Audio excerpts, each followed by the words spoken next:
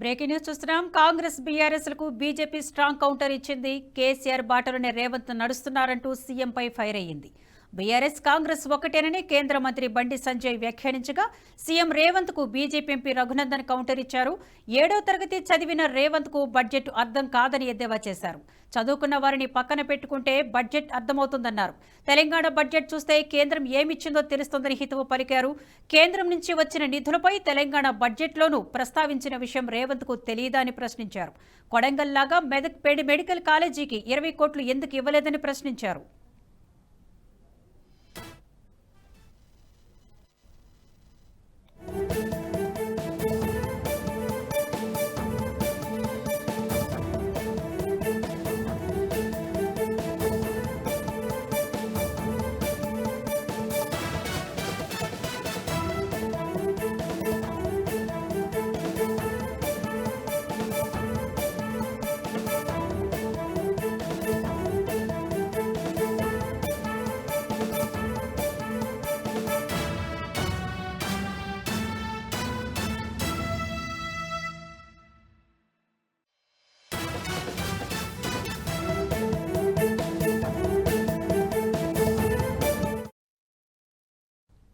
Break చూస్తున్నాం. Congress బీఆర్ఎస్లకు BJP strong counter ఇచ్చింది. కేసీఆర్ బాటలోనే రేవంత్ నడుస్తున్నారంటూ సీఎంపై ఫైర్ అయ్యింది. బీఆర్ఎస్ కాంగ్రెస్ ఒక్కటేనని కేంద్ర మంత్రి బండి సంజయ్ వ్యాఖ్యానించగా సీఎం రేవంత్ కు బీజేపీ ఎంపీ రఘునందన్ కౌంటర్ ఇచ్చారు. 7వ తరగతి చదివిన రేవంత్ కు బడ్జెట్ అర్థం కాదని ఎద్దేవా చేశారు. చదువుకున్న వారిని పక్కన పెట్టుకుంటే బడ్జెట్ అర్థమవుతుందన్నారు. తెలంగాణ బడ్జెట్ చూస్తే కేంద్రం ఏమిచ్చిందో తెలుస్తుందని హితవు పలికారు. కేంద్రం నుంచి వచ్చిన నిధులపై తెలంగాణ బడ్జెట్లోనూ ప్రస్తావించిన విషయం రేవంత్ కు తెలియదని ప్రశ్నించారు. కొడంగల్ లాగా మెడికల్ కాలేజీకి 20 కోట్లు ఎందుకు ఇవ్వలేదని ప్రశ్నించారు.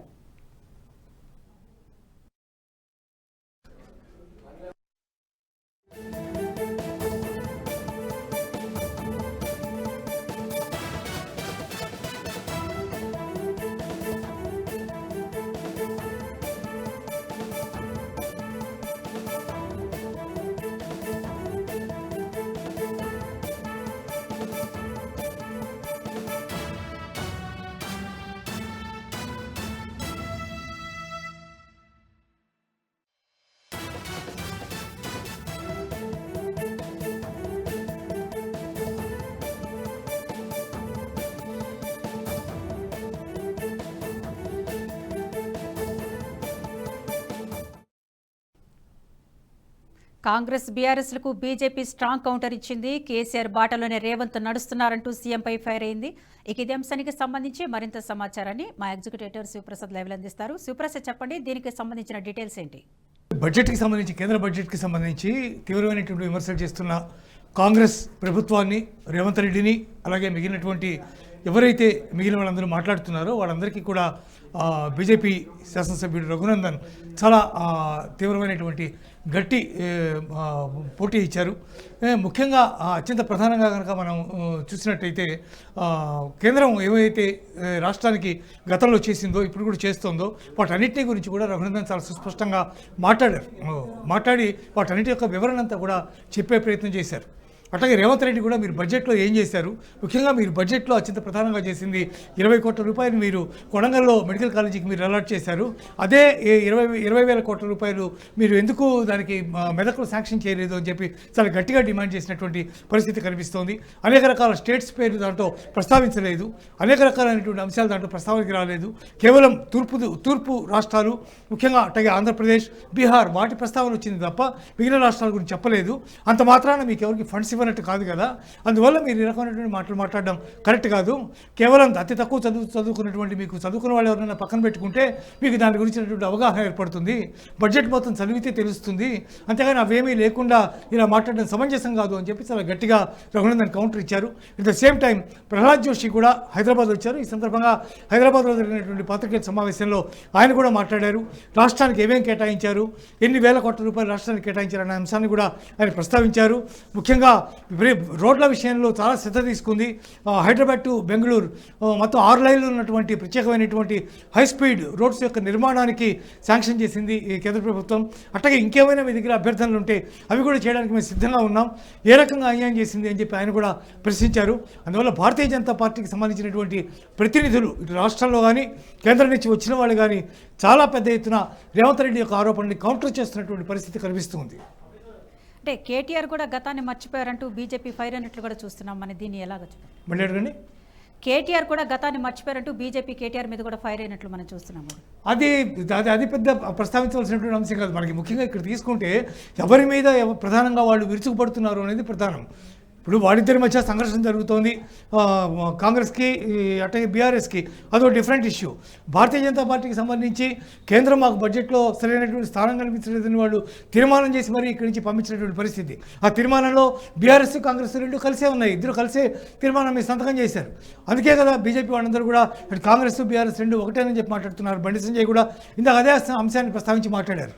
అందువల్ల ప్రధానమైనటువంటి ఇష్యూ కేంద్రం నుంచి వచ్చినటువంటి బడ్జెట్లో ఏమేం కేటాయింపులు ఉన్నాయనేదే అత్యంత ప్రధానమైనటువంటి అంశం.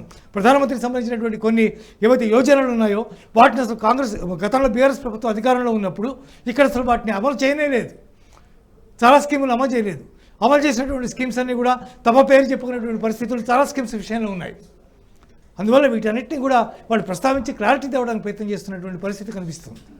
అంటే ఇక్కడ బీఆర్ఎస్ చూస్తేనేమో కాంగ్రెస్ బీఆర్ఎస్ ఒకటే అని బీజేపీ ఆరోపిస్తుంది. మరోవైపు కాంగ్రెస్ కూడా బీఆర్ఎస్ విలీనం కాబోతుంది బీజేపీలు అంటున్నారు. వీటిని మనం ఎలాగ చూడొచ్చు?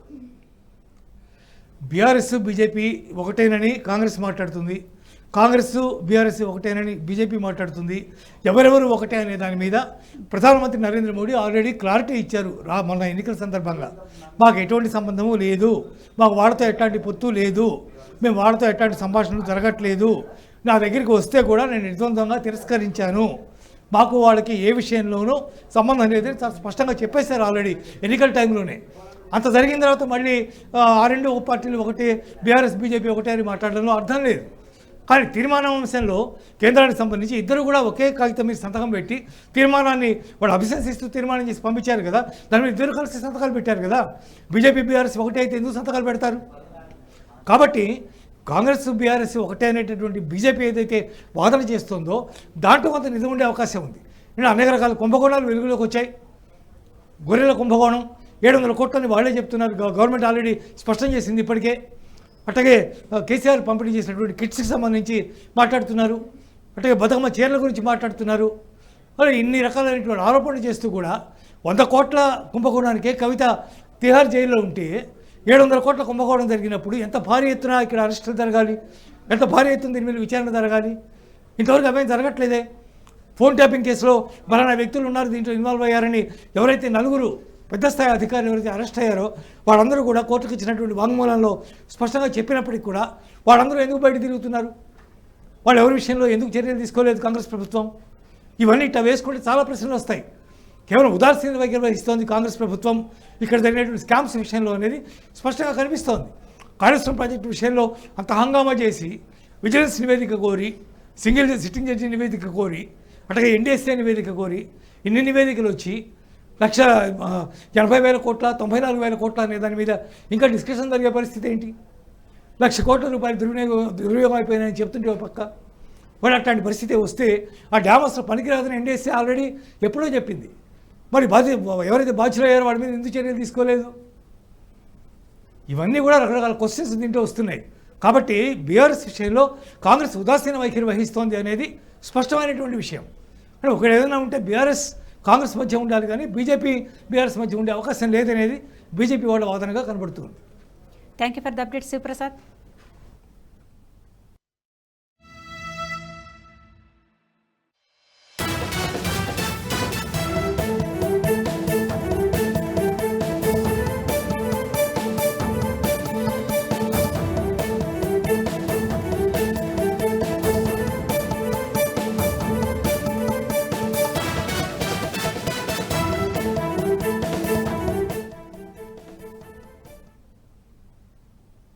ఈ వీడియో మీకు నచ్చినట్టయితే లైక్ చేయండి, 10 మందికి షేర్ చేయండి. అలాగే కామెంట్ల రూపంలో మీ అభిప్రాయాలను మాతో పంచుకోండి. Nationalist hub group of channels ను సబ్స్క్రైబ్ చేసుకుని తెలుగునాట జాతీయవాద జర్నలిజాన్ని ప్రోత్సహించండి. ఈ వీడియో కింద ఉన్న బెల్ ఐకాన్ పై క్లిక్ చేయడం మర్చిపోవద్దు.